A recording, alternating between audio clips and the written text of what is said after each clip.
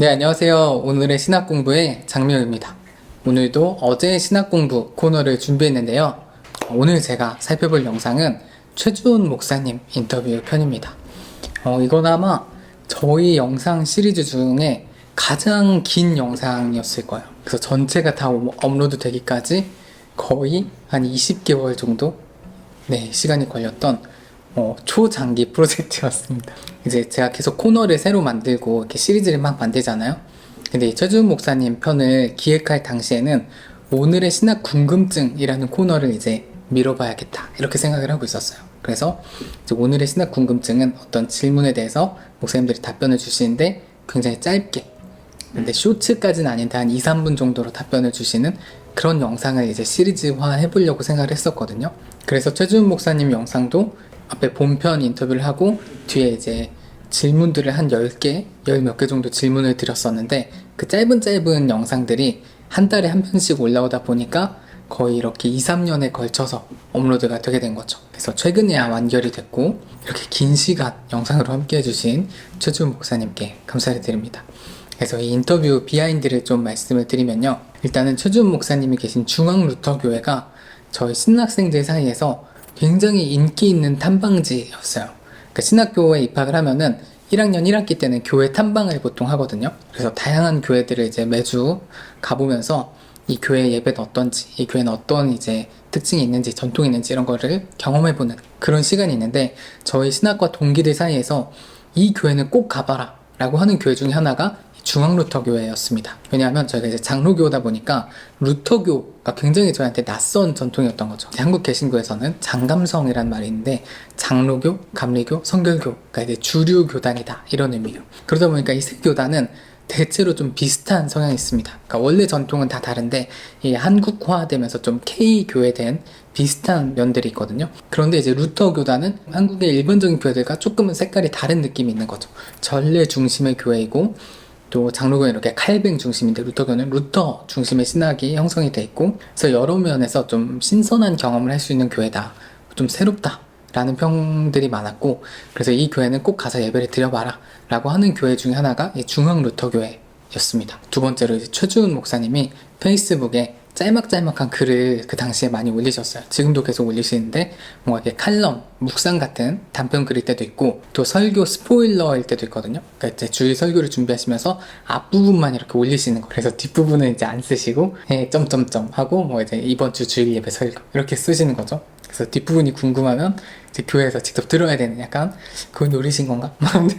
그런 식으로 이제 쓰시는데 이 최주훈 목사님의 그 설교 스타일이 굉장히 저는 흥미로웠습니다. 제가 감히 약간 이렇게 표현을 해보자면 약간 설교계 스티브 잡스다 이런 생각이 들었어요. 이게 무슨 의미냐면 보통은 저희가 이런 거 궁금해요 라고 저희가 궁금한 게 있잖아요. 어떤 본문을 읽는데 이 본문이 이해가 안 돼요. 뭐 신앙생활을 하는데 이 부분을 어떻게 해야 될지 모르겠어요. 이런 우리 어떤 궁금증이 있고 이거에 대해서 이제 설교로 대답을 하는 이런 경우가 일반적인데 최주훈 목사님의 설교는 어떤 거냐면 여러분은 여러분이 뭐가 궁금한지 잘 모르셨죠. 근데 사실은 이게 궁금할걸요? 그러니까 예를 들어서 예수님이 여기서 왜 이렇게 하셨을까? 그게 평소에는 전혀 안 궁금했는데 최주훈 목사님이 이제 본문을 낯설게 보면서 이제 막 그 목사님의 내러티브를 따라가다 보면 진짜 이 본문에서 예수님의 행적이 좀 이상하네? 왜 갑자기 이러셨지? 이게 이해가 안 되네? 하면서 오히려 설교를 듣다 보면 이 본문이 궁금해지는 상황이 많이 생깁니다. 그게 정말 되게 신선했어요. 그러니까 이제 스티브 잡스가 한 게 그런 거거든요. 사람들이 원하는 걸 만드는 사람도 있는데 스티브 잡스는 대중들조차 자신들이 뭘 원하는지 모른다. 여러분들은 아마도 아이폰을 원할 거예요 하면서 이렇게 아이폰을 만들잖아요. 약간 그런 느낌으로 최주훈 목사님의 설교는 내가 궁금하지도 않았던 본문이 갑자기 궁금해지면서 그 설교에 이렇게 확 몰입하게 되는 그런 방식의 어떤 글쓰기, 설교 쓰기를 제가 접하면서 정말 되게 흥미롭다 이런 생각을 가지고 있었습니다. 이제 그러던 차에 이제 예배란 무엇인가 라는 책이 비아토르에서 출간이 됐고 제가 이제 출판사 대표님께 연락을 드려서 이제 최주훈 목사님과 촬영을 하게 됐죠. 중앙루터교회 찾아가서 그 근처에서 또 맛있는 밥을 사주셔서 같이 식사를 하고 그 교회 사무실, 도서관 같은 곳이었는데 거기서 이제 촬영을 진행을 했습니다. 저희가 한 1시간 정도 촬영을 했고요. 앞부분은 이제 목사님의 신간에 대한 이제 인터뷰, 그래서 이 책을 어떻게 쓰게 되셨는지 책이 어떤 내용인지 뭐 이런 얘기들을 나누고, 뒷부분에서는 예배에 대한 궁금증을 저희가 미리 Q&A 질문을 받았어요. 그래서 아마 구독자분들에게 받았던 것 같은데, 질문 리스트를 한 열 몇 개, 예배에 대한 궁금증을 이제 가지고 그것에 대해서 이제 질문을 드렸었죠. 네, 그래서 이 인터뷰를 감상하는 포인트를 2개 정도 제가 말씀을 드리고 싶은데요. 첫 번째는 계김의 비약, 이렇게 이름을 정해봤어요. 최준 목사님은 루터교 전통에 있고 루터 신학을 이제 많이 연구하신 분이잖아요.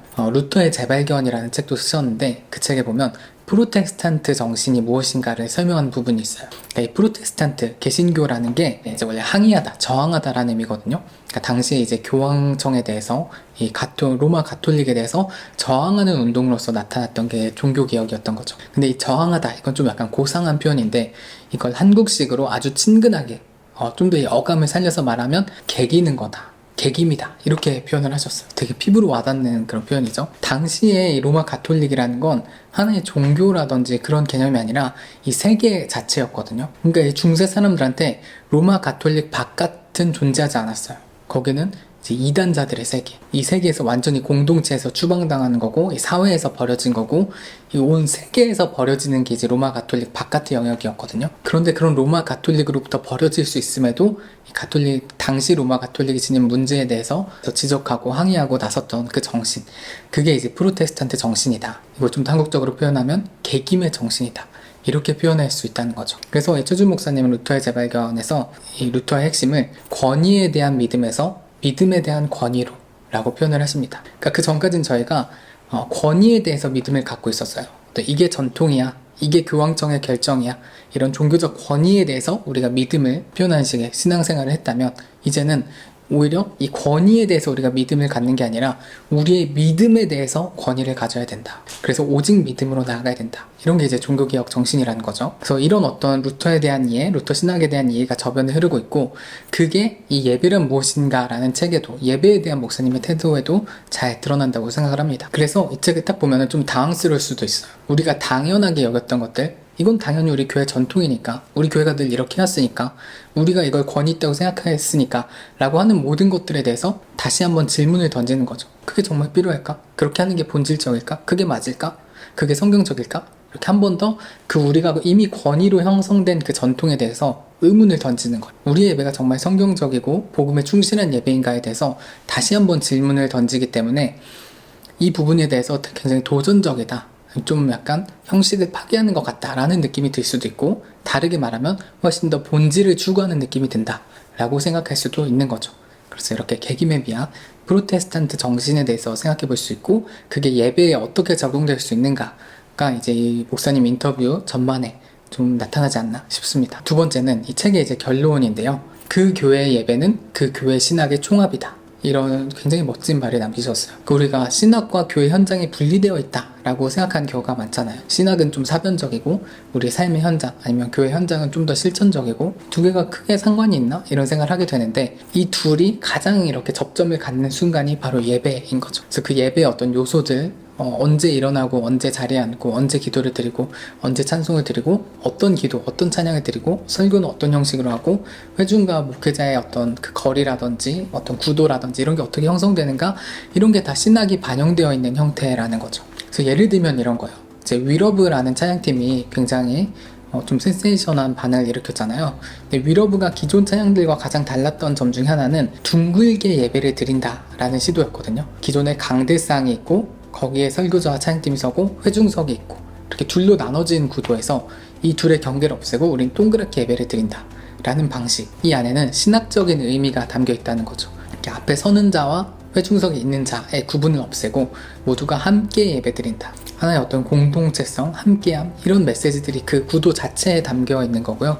그래서 위러브의 찬양들을 보면 우리, 함께 라는 고백들이 많이 등장하죠. 그래서 뭐 이런 점들에서 우리가 어떤 신학적인 고민을 하는 게 그냥 사변적인 차원에 머무르는 게 아니라 그게 굉장히 구체적인 형태로 표현이 되는데, 그걸 가장 잘 엿볼 수 있는 자리가 예배다라는 거죠. 그래서 여러분들이 이 영상을 보시면서 각자 속한 교회의 예배에 대해서 생각해 보시면 우리 교회의 신학이 무엇인가도 오히려 역으로 추적해 볼 수 있을 거라 생각합니다. 그러니까 우리 우리 교회가 추구하는 신학에는 이런 면들이 있고 그 신학이 이제 예배의 자리에 곳곳에 묻어나고 구현이 되어 있는 거죠. 그래서 이 신학이 어떤 주입식 교육으로 성도에게 전해질 게 아니라 정말 자연스럽게 스며들어야 된다 이렇게 생각하거든요. 그래서 그런 대표적인 자리가 예배가 될 수 있고 또 저는 찬양도 아주 중요하다고 생각을 해요.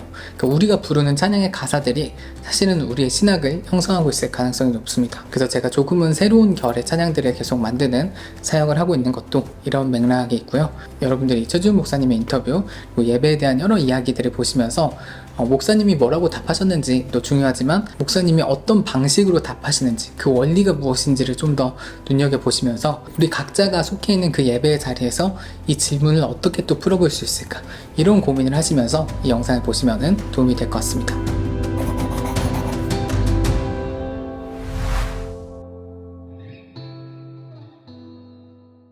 매우 특이한 걸 발견할 수 있어요. 정통이란 없다라고 하는 좀 도발적인 제가 주장을 하고 있어요. 왜 그러냐면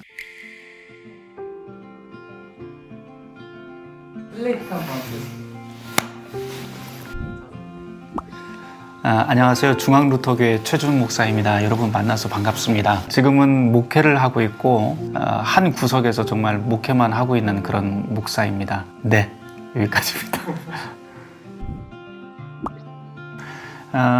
루터교회라고 하는 것은 말 그대로 루터를 믿는 교회는 아닙니다. 여러분들 아시다시피 프로테스탄트 교회라고 보통 이야기를 하죠. 개신교회라고 하는데 역사적으로 16세기 마틴 루터의 종교개혁을 통해서 출현한 그런 교회이고요. 굳이 우리가 이제 루터 교회라고 하는 이름을 붙인 그 이유 중에 하나는 루터가 그 당시 16세기에 발견했던 성서관, 성서를 보는 그 관점을 우리가 수용한다라고 하는 의미에서 우리가 루터 교회라고 그렇게 이름을 붙였는데 간혹 많은 분들이 좀 오해를 많이 하세요. 워낙 한국에 루터 교회가 너무 없다 보니까 기껏해 한 50개 교회 그리고 목사님들 숫자 전체를 통틀어도 은퇴하신 목회자들까지도 한 70여 명밖에 되지를 않다 보니까 작은 교회 중에 작은 교회죠. 한국 전체에서. 그래서 저 루터교회 목사입니다 그러면 로또 교회요? 뭐 이렇게 물어보시기도 하고 그래요. 한국적인 상황에서는 분명히 작은 교회이기는 하지만 종교개혁 전통에서 볼 때 여러 가지 의미가 있고 또 자긍심이 있는 그런 교회가 루터 교회입니다. 세계적으로 봤을 때는 사실은 세례 교인 수가 약 8,500만 정도 되기 때문에 전 세계 교회에서는 개신교 중에서도 가장 중추적인 역할을 하는 그런 주류 교회가 루터 교회고요. 한국에 있는 장감성 교회들이 개교회 중심 그런 교회 정치 체계를 운영을 하고 있다고 한다면 루터 교회 같은 경우에는 전 세계 교회가 함께 형제 교회라고 하는 그런 의미를 가지고 굉장히 아주 긴밀한 그런 관계 속에서 교회를 공동체적으로 일구어나가는 그런 교회라고 할 수가 있습니다. 네, 책 제목은 예배란 무엇인가인데요. 이 책 처음에 그 시작을 할 적에는 원래 교회력과 절기라고 하는 그런 제목으로 나올 책이었어요. 그런데 이걸 하다 보니까 나한테 더 현실적인 걸 쓰는 게 훨씬 더 솔직하겠구나라고 생각을 했고요. 그 당시 이제 목회를 하고 있었기 때문에 특별히 이제 한국 교회 안에서 개신교회 지형 안에서 볼 때 루터 교회라고 하는 것이 워낙 소수에 속하고 더욱더 낯설게 느껴지는 이유 중에 하나가 이제 전례교회, 예전적인 예배 형태를 가지고 있는 교회이기 때문에 그래요. 그래서 루터교회 간혹 오시는 분들이 역사적으로는 루터교회가 종교개혁의 역사에서 나온 거는 아시는 분들이 참 많지만 실제로 주일 예배 때 오시면 굉장히 당황을 많이 합니다. 이게 가톨릭인지 정교회인지 굉장히 이상하게 많이들 생각을 했어요. 그래서 교인들도 이제 저에게 와서 자꾸 물어보세요. 목사님 이 예배 순서는 왜 나왔습니까? 이런 말씀들도 많이 물어보시고 그래서 예배란 무엇인가라고 하는 아주 원초적인 제목으로 하되 그 안에 우리가 가지고 있는 그 예배의 역사와 순서 그리고 신학적 의미 이런 것들을 한번 추적해 나가야겠다. 그리고 우리 교회 교인들한테 내가 좀 설명을 해야겠다라고 하는 그런 필요성에서 글을 쓰기를 시작을 했고 그렇게 공부를 하면서 만들어진 책이 바로 이 예배란 무엇인가라고 하는 책이에요. 저는 장점이 훨씬 더 많다고 생각을 해요. 실제적인 예를 들자면 세계적인 예배학자들은 사실 교의학 전공자들입니다. 가톨릭에서는 베네딕토 16세 그 교황이었던 베네딕토 16세가 교의학자였는데 가톨릭에서는 최고의 예배학자로 꼽히고요. 또 여러분들 잘 아시는 정교회에서도 알렉산더 슈메만 같은 경우에도 교의학 전공자이고 좀 오래된 예배학자로 꼽을 적에는 우리나라에는 거의 소개가 안 됐지만 사실은 슐라이르마허가 굉장한 예배학자입니다. 이 특징이 있어요. 이런 교의학자들이나 조직신학자들이 예배학을 볼 적에는 그 교회의 신학이 무엇이냐에 따라서 예배를 재해석을 하게 됩니다. 예배가 신학의 총합이라고 하는 전제가 맞다면 예배학은 교의학 또는 조직신학이 돼야 된다라고 생각을 하고요. 제가 이제 요번에 공부를 하면서 깨달았던 건데요. 예배학이 신학의 꽃이 될 수 있겠다라고 하는 생각을 거듭하게 됐어요. 그래서 이거 조직신학을 버려야 되나? 그런 생각도 하게 됐습니다. 그 중요한 포인트가 좀 있습니다. 저 책을 가지고 이야기를 할 때 꼭 제가 이야기를 하고 싶은 건 정통이란 없다라고 하는 좀 도발적인 제가 주장을 하고 있어요. 왜 그러냐면 우리가 예배의 역사를 추적을 해 나가 보면 사실 1세기에서부터 3세기까지 우리가 소위 이야기는 초세기 교회 또는 초대교회라고 하는 그런 시기를 보면 그렇게 일률적이지 않아요. 매우 다양하고 같은 시기라 할지라도 지역마다 매우 다른 형태의 예배 형태, 시기마다 다 전혀 다른 모습들이 매우 다양한 모습들로 이렇게 교회 공동체의 예배들이 꾸려지고 있는데 그런 이야기들을 통해서 예배라고 하는 것은 하나로 규정할 수 없다라고 하는 것을 역사적으로 좀 추적을 해놓았고요. 또 한 가지는 예배라고 하는 것은 자기 교회의 역사와 신학의 총합이다라고 하는 말을 꼭 제가 들려주고 싶어요. 목회자들은 신학교를 다니기 때문에 여러 신학 분야를 몇 년 동안 다 공부를 하죠. 그래서 신학이 어떻고 역사가 어떻고 다 이야기를 할 수 있을지 모르겠지만 일반 평신도들은 그렇지 않잖아요. 교회가 일반 평신도들한테 우리의 교회는 이것입니다. 우리의 역사는 이것입니다. 우리의 신학은 이것입니다. 라고 말을 할 수 있는 아주 압축적인 엑기스가 있는데 그게 바로 각각의 예배 순서가 담고 있는 그 고유의 그런 예배 의식이라고 저는 이야기를 해요. 루터교의 예배 의식이 다르고 또 성공의 것, 천주교회 또는 정교회 것, 심지어는 우리가 비전례교회라고 이야기하고 있는 순복음교회도 역시 그것도 역시 하나의 예전으로서의 가치가 있거든요. 그래서 장로교회, 감례교회, 성결교회, 순복음교회 할 것 없이 모두 다 자기네 교회만 가지고 있는 그 예배 순서. 여기에는 다 역사적인 이유가 있거든요. 신학적인 이유도 있고 여기까지 오기까지의 많은 이야기거리들이 있는데 그런 이야기거리들을 각자 나름대로 좀 만들어 보고 발견하고 그것을 교인들에게 이야기할 수 있지 않을까 하는 의미에서 루터 교회를 일종의 사례 연구 또는 사례 학습으로 우리 교회 예배 의식서 안에 담기는 그 순서들을 가지고 그 이야기를 하게 되었습니다. 또 성찬이 중요하다고 하면서도 그러면 이 성찬이 도대체 언제부터 시작이 됐냐? 가장 고유한 성찬의 기원은 무엇이냐? 이런 질문을 할 수 있잖아요. 근데 물론 이제 성서의 성찬의 유래를 계속해서 거듭 올라가 보면 예수님이 잡히시기 전날 밤에 제자들하고 나눴던 그 최후의 만찬일 텐데 예수님이 승천하신 다음에는 교회 공동체가 세워졌을 때 그 성찬은 어떻게 했는가? 이런 흔적들을 우리가 또 찾아보면 매우 특이한 걸 발견할 수 있어요.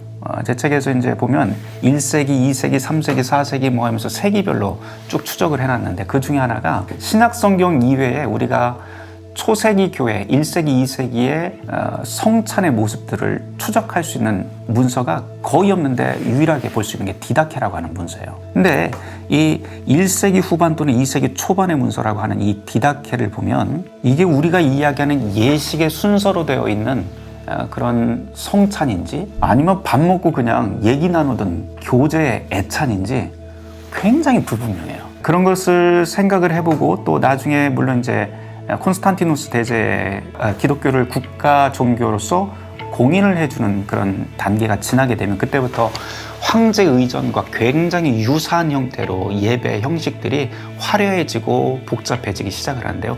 그 이전의 모습들은 전혀 그렇지 않았다는 거죠. 그런 면으로 본다면 지금 우리가 이것이 정통이라고 이야기하는 것들이 과연 우리가 옳은 질문일까? 다시 한번 좀 생각을 해봤으면 좋겠다라고 하는 그런 질문을 던지면서 정통이란 없다라고 하는 말을 했던 거고요. 다만 그 교회가 가지고 있는 그 신학의 정신 그리고 교회의 정신에 맞기만 한다면 그것이 바로 우리의 정통이 될 수 있다. 그러니까 정통은 없다라고 하는 말을 살짝 뒤집어 놓으면 우리가 모두 다 정통이다라고 하는 말이 되죠. 물론 여기에서 중요한 것은 정통이라고 하는 말을 할 적에 그 이유와 근거는 분명해야 된다는 사실이에요. 무엇을 이야기하더라도 설명할 수 있는 설득 능력들, 설명의 능력들은 각 교회가 다 가져야 된다라고 하는 걸 꼭 이야기하고 싶었습니다. 종교개혁이 되면서 루터의 가장 큰 발견은 보통 칭의론이라고 그렇게 이야기를 해요. 칭의론 쉽게 이야기하면 하나님이 죄인을 의롭게 하셨다라고 하는 건데, 이거를 조금 다른 말로 바꾸면 어떤 말이 되냐면 주체가 누구인가라고 하는 그런 질문이 됩니다. 우리는 보통 예배라고 하는 말을 할 적에 늘 주체가 우리가 돼요.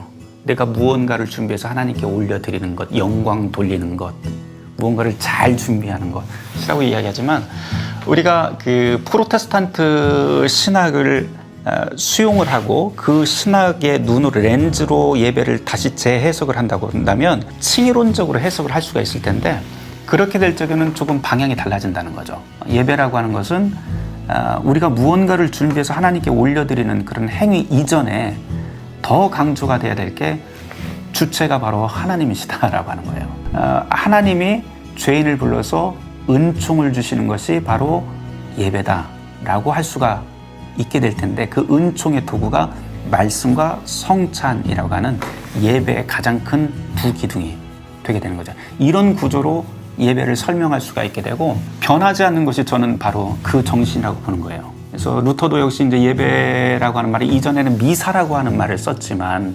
독일어로 고테스딘스트라고 하는 말을 사용을 하게 되거든요.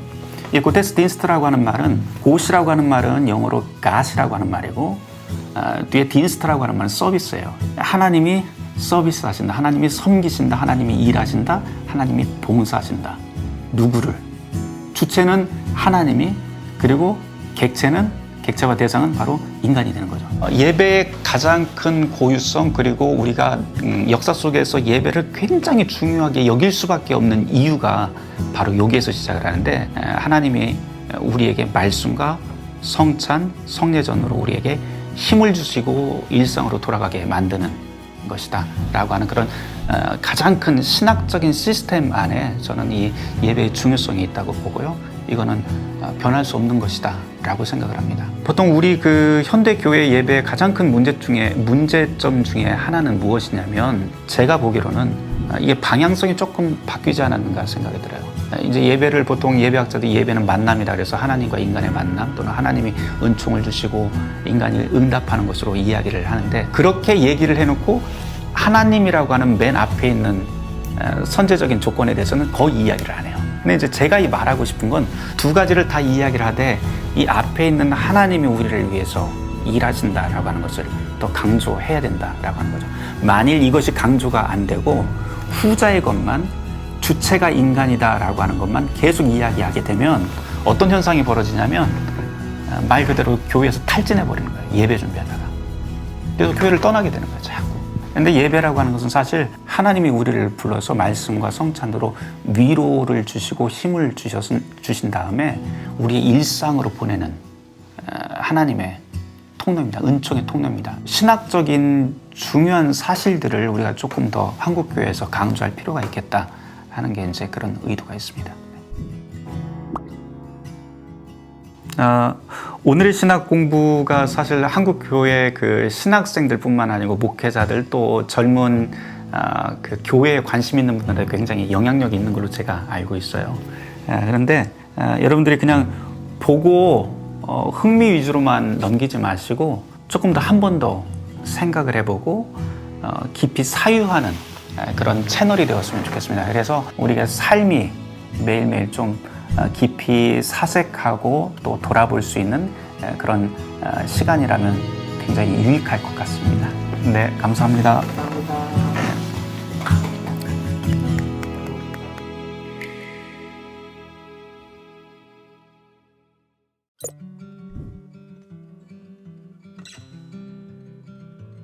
루터교회 2단 아닙니다. 루터교회 2단 아니고요.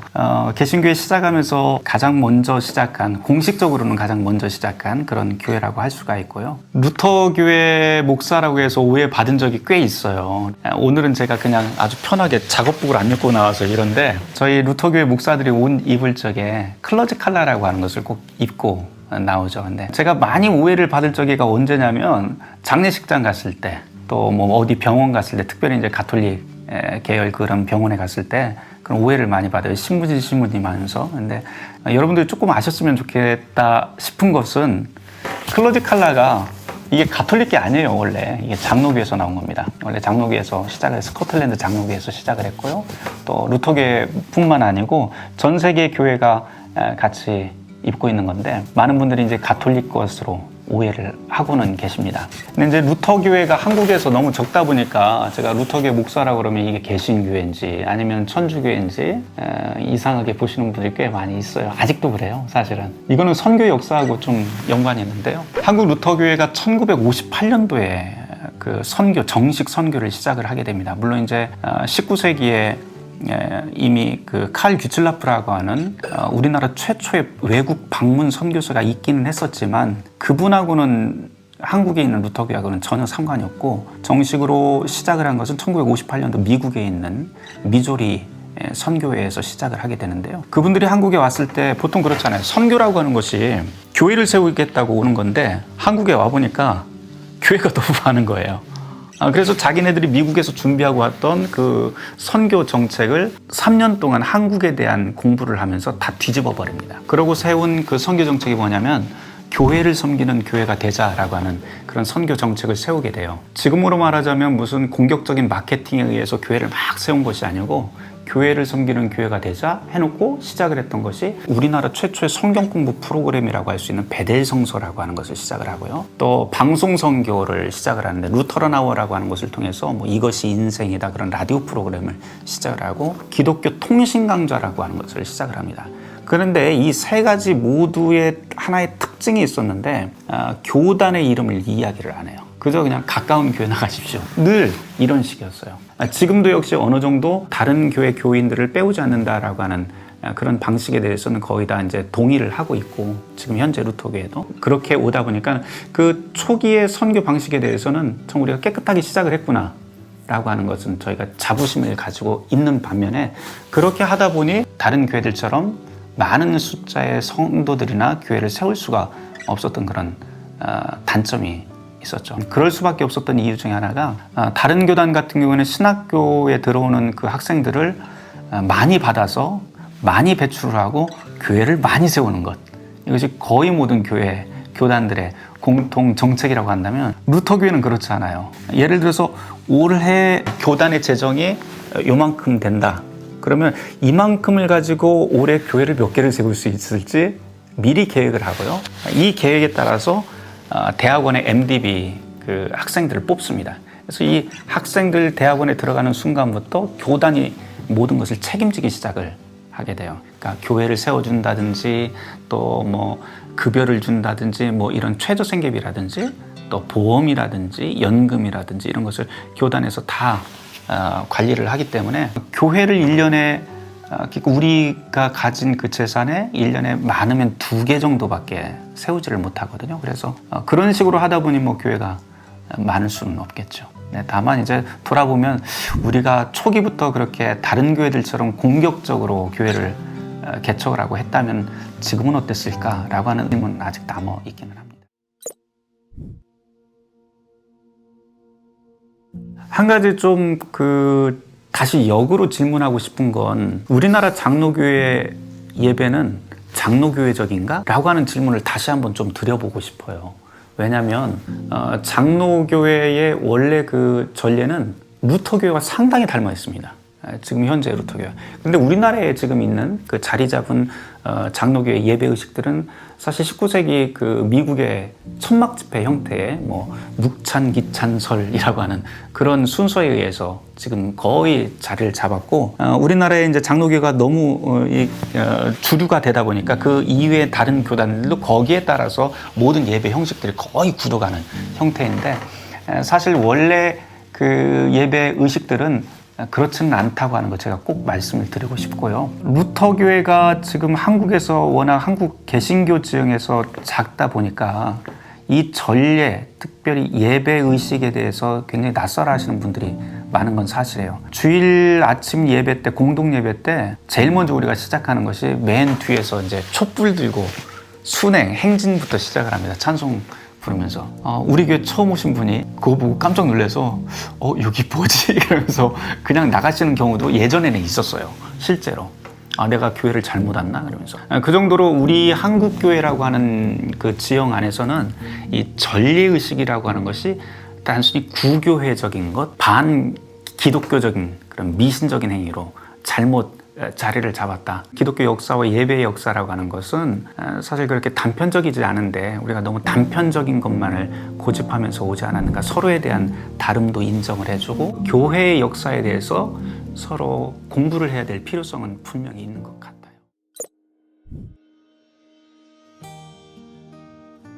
보통 뭐 집회와 예배를 구분해야 된다라고 하는 그런 말씀들 많이 해요. 근데 저는 조금 다른 생각인데 그게 의미가 있을까요? 그렇게 구분하는 게. 왜냐면 원초적으로 또 한 발만 더 우리가 더 거슬러 올라가면 예배라고 하는 단어 자체가 한자어인데 얼마만큼 성경에 나와 있는 예배의 정신을 잘 담아 있는가, 잘 담아놨는가 물어본다면 제가 볼 땐 지금 우리가 가지고 있는 예배라고 하는 이 단어가 빵점이에요. 빵점. 왜 빵점이냐? 한글 성경에 나와 있는 예배라고 되어 있는 단어들을 다 원어로 찾아보면 1:1 번역이 아니에요. 매우 다양한 언어들이 예배라고 하는 단어로 다 퉁쳐서 나오기도 하고요. 도대체 뭐를 예배라고 하는 거지? 그러면서 저는 좀 물음표예요. 그래서 이거는 집회와 예배를 나눈다고 하는 것도 그거를 물어보기 전에 도대체 지금 생각하고 있는 그 예배는 무엇입니까? 라고 먼저 그 예배 개념을 다시 한번 묻고 싶고 그 해답을 가진 다음에 다시 질문을 한다면 제가 말씀을 드릴 용의는 있어요. 죄 용서와 고백이라고 하는 것은 이미 그 참회라고 그렇게 우리가 보통 이야기를 하는데 가톨릭에서 이해하는 죄 고백과 용서는 고해성사를 이야기를 하죠. 근데 고해성사는 예배 전에 사제와 단둘이 하는 것이지만 루터교에서 말하고 있는 죄 고백과 용서는 교회 공동체입니다.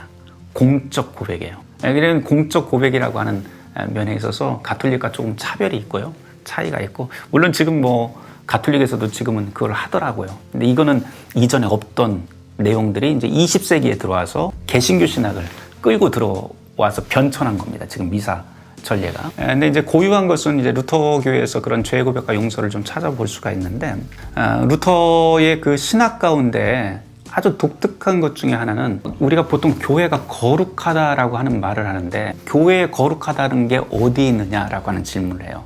루터의 대교리 문답서에 보면 교회가 거룩하다고 하는 것은 바로 교회에 죄 용서가 있기 때문입니다 라고 하는 표현을 씁니다. 왜냐하면 예수님이 죄인의 죄를 용서했기 때문에 교회 공동체가 시작이 되었고 그 정신에 따라서 교회 공동체 안에서도 반드시 죄 용서가 있어야 된다 라고 하는 거죠. 죄 용서가 없는 교회라고 하면 그것은 어디나 교회 바깥이다 라고 하는 말까지도 루터가 설명을 하는데요. 그런 면에서 목회자가 그 예배 시간에 죄 용서와 고백에 대한 선언을 하는 것은 한 사람의 그 어떤 그 권위로 하는 것은 아니고 이미 성서에 죄 용서를 하라라고 하는 서로 사랑하고 서로 용서하라고 하는 예수님의 그 정신을 가지고 하나의 상징적 행위로서 그렇게 예배 그 순서가 죄 고백과 용서가 들어가 있는 겁니다. 세 가지 큰 틀로 볼 수가 있는데요. 루터교의 예배는 참회, 말씀의 예배, 성찬의 예배 이렇게 셋으로 나눠져요. 사실 루터는 1520년도 자기의 종교개혁 3대 논문 중에 하나인 교회의 바벨론 포로라고 하는 책이 있어요. 굉장히 두꺼운 논문이 있는데 그 교회 바벨론 포로의 전체 내용은 뭐냐면 성례전이란 도대체 어떤 것인가 라고 하는 것이었고 거기에서 집중적으로 다루고 있는 것이 당시 교회, 중세교회가 가르치고 있었던 7가지 성례전에 대한 그 비판이었어요. 그래서 맨 마지막에 남은 것이 3가지가 남습니다. 성례전이라고 말할 수 있는 것. 성례전이라고 했을 적에는 주님이 하라 명하신 것, 그 다음에 물질, 그리고 주님의 약속, 믿음에 대한 약속, 뭐 이런 것들이 있어요. 그러니까 약속에 대한 믿음이죠. 이 세 가지가 있어야 되는데 이 세 가지를 충족할 수 있는 것을 쭉 하다 보니까 딱 세 가지가 남았는데 뭐냐면은 그러니까 주님이 하라고 명하신 것이 물질과 결합한 것이 세례와 성찬 딱 두 가지밖에 없더라는 거예요. 근데 이제 주님이 하라고 명하신 것 중에 하나가 뭐냐면 죄 용서였거든요. 참회였는데 여기는 물질이 없기 때문에 이것은 성례전으로 인정을 하지 않습니다. 이게 이제 맨 마지막 결론부에 그게 나와요. 그래서 루터가 항상 생각한 것은 성례전적인 그런 의미로서 참회 역시도 성례전적 의미가 있다. 성례전은 아니지만 성례전적 의미가 있다. 그래서 예배에 구현한 것이 바로 참회, 말씀, 성례전이라고 하는 그런 도식에 의해서 예배 그 구조가 성립이 되게 됩니다. 그래서 그것을 따라서 저희가 예배 구조를 만든 거예요.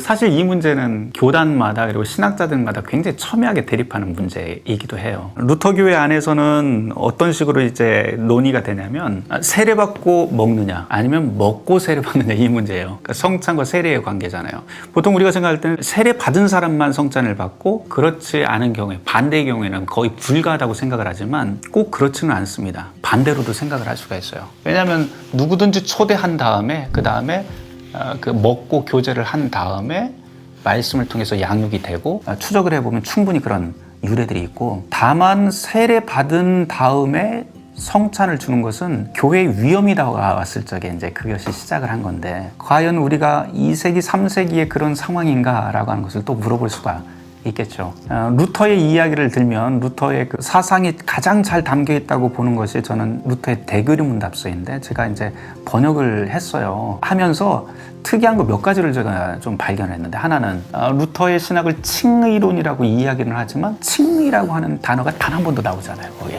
두 번째, 세례와 성찬에 대한 이야기를 쭉 하는데 성찬에 대한 이야기를 하면서 세례 받은 자만 성찬을 받는다라고 하는 말이 단 한마디도 안 나와요. 이거는 중세 교회에서는 너무 당연한 이야기였는데도 불구하고 다만 루터는 성찬의 자격을 어떻게 제한을 하냐면 은총을 갈망하는 자라고 하는 그런 전제를 써놓습니다. 하나님의 은총을, 은혜를 갈구하는 자. 그러면 이것은 다른 식으로 조금 더 진보적으로 해석을 한다면 먹고 세례를 받을 수도 있겠구나 라고 하는 생각이 들고요. 실제로 루터교회, 전 세계 루터교회에서도 많은 곳에서 세례받지 않은 사람들에게도 이미 열린 성찬으로 그렇게 하기도 하고 이미 뭐 루터교회뿐만 아니고 감리교회라든지 북유럽 감리교회라든지 장로교회 역시도 열린 성찬으로 굉장히 많이 오픈되어 있는 상황입니다. 그래서 성찬이라고 하는 것은 하나님의 은총을 갈구하는 모든 사람들, 뭐 범죄자들과 할 것 없이 다 들어와서 그 은혜를 맛볼 수 있게 하는 것. 그것이 성찬이라고 보는데 이런 경우는 있죠. 교회에서 징계받은 사람들, 이 사람은 도저히 안 된다고 교회에서 결정을 내린 사람들이 성찬 받으러 왔을 때는 어떻게 합니까? 그 멱살 잡고 쫓아내야 됩니까? 라고 질문하는데 저는 그냥 주라고 그래요. 왜냐하면 성경이 그러잖아요. 주의 몸을 분변치 못하고 먹고 마시는 자는 주의 저주를 먹는 것이다. 그러니까 그거는 그 사람 몫이다. 하나님이 알아서 하는 몫이다. 그러니 교회에서 결정은 결정대로 하고 그리고 먹고 마시는 것은 그 사람들의 몫으로, 영적인 몫으로 남겨놔야 된다라고 하는 게 저한테 물어본다면 저는 그렇게 답을 하곤 합니다. 이거 답변이 될 수 있을지는 모르겠는데 제가 두 번 그 성찬에 대한 통념을 넘어선 경험을 했어요. 한 번은 제가 한신대 대학원에 들어갔을 때 첫 번째 예배 때, 전체 예배 때 막걸리가 나오더라고요. 이게 뭐지? 성찬에 막걸리가 나오다니? 답이 없었어요, 그때는 사실. 뭐 물어봐도 답을 해줄 사람은 그냥 우리 원래 예수님 포도주 했던 것도 그 당시에 뭐 우리로 따지면 막걸리 같은 것도 아니냐 이렇게 쉽게 답을 해주시더라고요. 그런데도 이해가 안 가더라고요, 사실. 그런 경험이 있은 다음에 뭐 전혀 정리도 안 돼 있었고 그랬다가 이제 독일을 유학을 갔는데 저는 이제 한인교회를 나가지 않고 독일인 교회, 루터교회를 계속 이제 출석을 했고 또 제가 있었던 그 도시 자체가 한인들이 별로 없던 사회예요.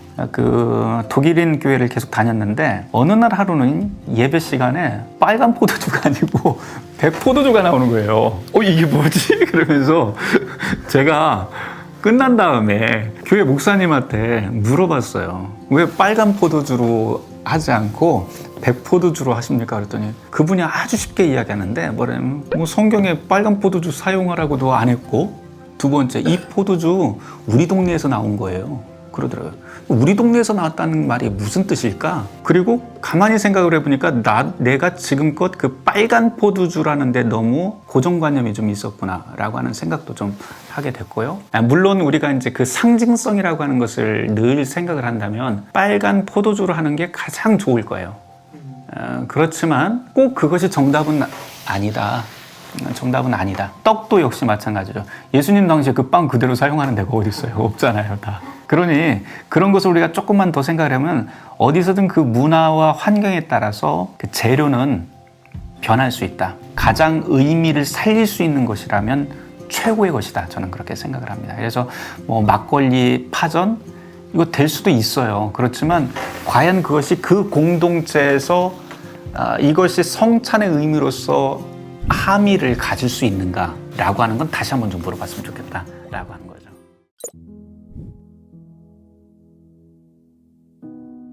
굉장히 좋은 질문이에요. 근데 이제 루터 당시만 해도 루터와 동시대였던 인물, 루터의 그 동역자였던 멜랑이톤과 루터는 같은 노선을 가고 있었지만 전혀 다른 방향의 신학을 했던 사람이에요. 그래서 루터와 멜랑이톤이 죽은 다음에 루터파와 또 멜랑이톤파가 나뉘어서 굉장히 싸웠던 그런 전력도 한 100년 동안 싸웠던 그런 전력도 있고요.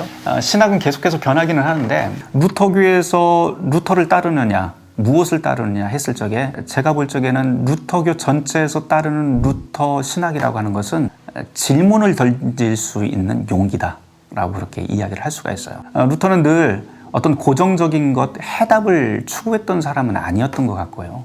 그 대신에 우리에게 매 순간 질문할 수 있는 용기, 변화할 수 있는 용기를 준 사람이 루터예요. 그래서 심지어는 제가 그런 말 참 많이 하는데 루터 역시 시대의 아들이다.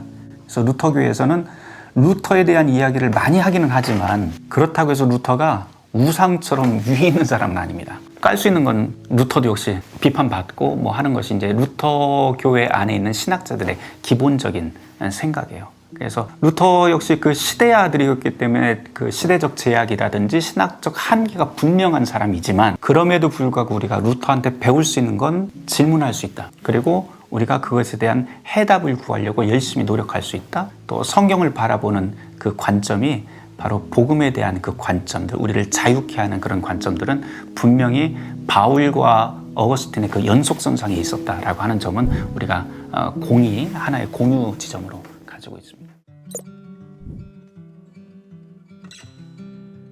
율법도 하나님의 뜻이죠. 분명히 하나님의 뜻인데 루터교에서는 특별히 이제 신학을 이야기할 때 율법과 복음이라고 하는 도식으로 굉장히 잘 이야기를 합니다. 특별히 루터는 이제 자기 일생의 체험들이 있었기 때문에 수도원의 그 경험들이 있었잖아요. 수도원에 들어가게 된 그 배경 중에 하나가 가장 큰 건 이제 생명의 위협을 겪던 그런 격동의 시기를 지나면서 하나님과 가장 가까이 살아가는 삶이라고 한다면 세속적인 걸 다 버리고 하나님의 뜻만 구할 수 있는 그런 삶이라고 한다면 내 구원이 훨씬 더 빨라지고 단순해질 것이다 라고 하는 생각으로 그 아우구스티누스 수도원에 들어가게 돼요. 그런데 실제로 자기가 가서 고행을 다 해보고 금욕적인 생활을 다 해봤는데도 불구하고 거기서 맨 마지막에 깨달은 것은 절대 그런 것으로 양심의 위로를 얻을 수 없다라고 하는 것이었고요. 오히려 그 율법을 넘어서는 그 복음, 율법도 하나님의 뜻이지만 그 율법은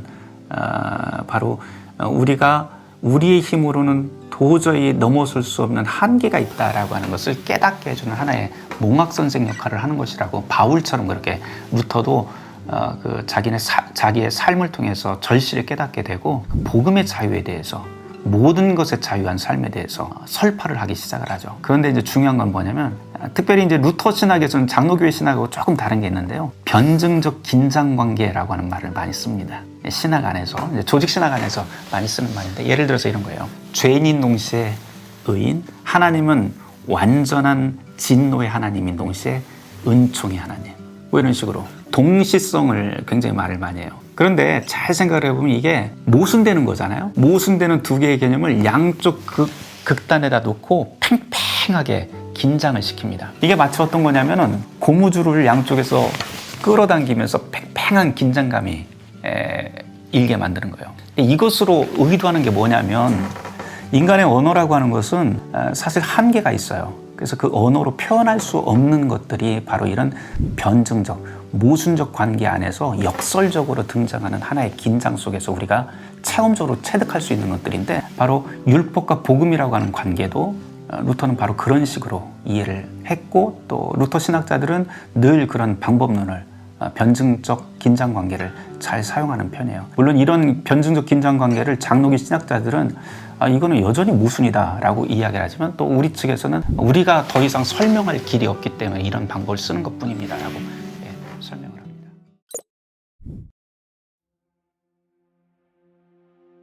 저야 루터죠, 당연히. 체급이 달라요, 체급이. 보통 이제 한국교회에서 루터, 칼뱅을 비교하는 논문들도 참 많이 나오고, 루터는 미완성의 개혁가였고, 칼빈이야말로 개혁을 완수한 사람이다, 이런 말을 많이 하죠. 그런데 세대가 다르잖아요. 1세대 개혁가와 2세대 개혁가는 삶의 자리, 조건이 완전히 달라요. 그래서 그렇게 평행 비교를 하면 안 됩니다, 사실상. 둘 다 위대한 개혁가이기는 하지만 제가 서 있는 자리에서 볼 적에는 시작하는 사람이 그만큼 어려움을 가지고 있어요. 또 루터의 또 큰 특징 중에 하나는 하나로 규정하기 어려운 사람이라고 하는 특징이 또 있어요. 칼빈 같은 경우에는 원래 워낙에나 인문학자 출신이고 법학자 출신이다 보니까 굉장히 또렷한 일관성을 가지고 있지만, 루터는 그렇게 앉아서 무슨 글을 쓸 수 있는 그런 시간이 없었던 사람이고, 늘 편지 쓰고 그때그때 설교하고, 그 설교나 편지글을 통해서 자기의 의사를 전달을 하고 싸웠던 투쟁의 인물이라고 하는 점에서는 칼빈과는 전혀 다른 삶의 자리를 가지고 있었던 사람이다 라고 이야기를 할 수가 있어서 비교하기는 어렵다. 결론부터 이야기하면 비교하기 어렵지만, 그럼에도 불구하고 둘 중에 하나 택하라고 한다면 나는 루터교 목사니까 루터다, 이렇게 이야기를 할 수가 있을 것 같아요.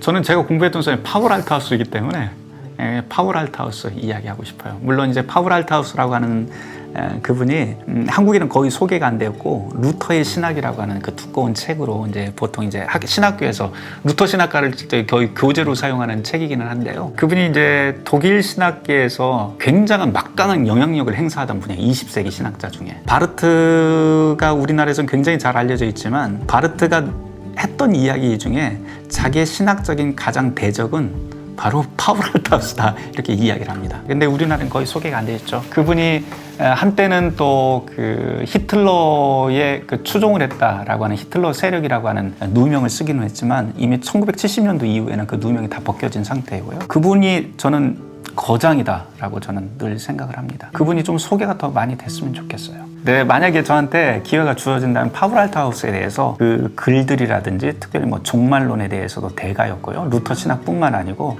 그분의 그 신학들을 좀 소개하고 싶은 마음이 있습니다. 네. 이런 거 이야기하면 자기 잘난 체 되는 거잖아. 글쎄요, 저는 그리 공부를 잘했던 사람은 아니에요. 공부를 잘했던 사람은 아니고, 독일에 가서 공부를 했는데 사실은 뭐 그 부유한 상태에서 그렇게 시작을 한 건 아니고, 제가 가까운 사람들한테는 다 얘기를 하지만 속아서 독일 갔고요. 사실 거기서 너무 힘들었고, 힘들다 보니까 빨리 끝내서 와야 된다, 돈도 없고 뭐, 그래서 엉덩이로 승부를 했어요. 저는 머리도 안 좋고 그러니까 어디에 뭐 돈도 없고, 그래서 엉덩이로 승부를 하는 게 공부하는 비결이었다. 근데 그러고 나니까 지금에 와서 그 후배들이나 공부하는 사람들한테 꼭 이야기하고 싶은 것은 규칙적인 생활이 가장 중요하다라고 이야기를 할 수가 있고요. 자기 삶에 대해서 규모 있는 삶을 좀 살 필요가 있다. 신학 공부하는 사람들도 자기가 이제 정해진 시간 독서량이라든지 아니면 메모하는 습관이라든지 이런 것들을 먼지 쌓이듯이 하면 나중에 그게 다 결실로 와요. 예를 들어서 제가 2017년도부터 이제 책을 좀 쓰기 시작했는데, 그 전에도 몇 권을 썼지만 본격적으로 그 책을 쓰고 번역을 한 거는 2017년도일 거예요. 뭐 루터의 재발견이라든지 루터의 대교리 문답, 소교리 문답, 95개 논제 이런 것들은요, 다 사실은 하루에 한 2시간 정도? 그 정도씩 시간을 내면서 그 짬을 내서 했던 것들이에요. 아침 뭐 새벽 예배 끝나고 잠깐 나는 그 아침 시간. 누구도 거기는 건드리지를 않으니까. 근데 매일매일 모이다 보니까 반 페이지씩 하다 보니까 얼마 지나면 그냥 한 권이 되고 그래요. 루터의 재발견 같은 경우에는 뭐 페이스북에다가 공부했던 거 기억나는 거 막 써놨다가 계속해서 고치고 나중에는 그 주제별로 다 모으니까 또 그냥 한 권 책이 돼버리고 뭐 이런 식인 거죠. 무엇을 하더라도 규모 있게 자기 규칙적으로 또 성실하게 살면 된다라고 이야기를 할 수 있습니다. 저는 그게 신학 공부의 비결이다. 그리고 내가 아는 게 다가 아니다라고 하는 그런 겸손함은 좀 있었으면 좋겠다. 어설프게 아는 사람들이 다 아는 것처럼 하잖아요. 근데 사실은 공부하면 할수록 느끼는 건 뭐냐면 내가 모르는 게 너무 많구나. 그래서 늘 배고픔이 있죠.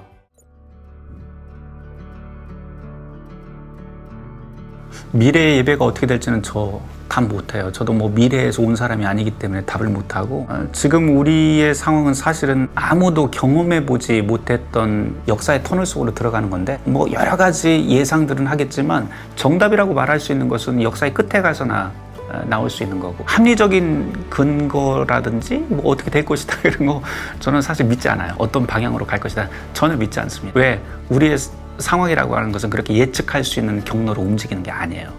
지금 모든 것들이 다만 그냥 몸을 맡기고 가는 거죠. 순간순간. 물론 뭐 대책 없이 그렇게 사는 것 아닙니까? 라고 역질문을 할 수 있겠지만 단 지금 오늘의 예배에서 2000년 동안 우리에게 이어졌던 그 예배 형식에서 가장 중요한 정신 하나를 꼽으라고 한다면 예배는 늘 살아있는 생물처럼 움직였다. 그러나 그 살아있는 생물이라고 하는 그 말 속에 해답이 있는데요. 살아있다는 거예요. 살아있다. 무엇이 살아있나? 그리스도의 정신이 우리 공동체 안에 살아있다면 어떤 방식의 형식으로 변하더라도 교회는 존속하게 될 것이다. 이 예배의 형태로 존속하게 될 것이다. 그럼 어떤 형식이냐? 이 살아있다는 게 어떤 구조냐라고 물어볼 수 있잖아요. 이전에는 뭐 말씀과 성찬이라고 설교와 뭐 성만찬이라고 이야기를 할 적에 그 성만찬은 우리의 통념상으로 물질을 공유하는 거, 물질과 시간을 공유하는 개념이라고 이야기를 했지만 코로나 시대에 우리가 다 이미 한번 다 경험을 했잖아요. 물질의 공유뿐만 아니고 사실은 시간의 공유 또한 의미의 공유라고 하는 것도 조금씩 더 강조되어야 될 때가 왔다. 그래서 물질만이 아니라 시간의 공유, 의미의 공유, 참여라고 하는 의미에서 공동체성을 발전시켜야 되는 것은 이제 시대적 과제로 우리한테 남아 있다고 볼 수 있어요. 뭐 코로나 처음에 시작을 할 적에 이제 독일의 예를 들면 여러 가지 신학적인 논의들이 좀 있었는데 온라인 성찬에 대해서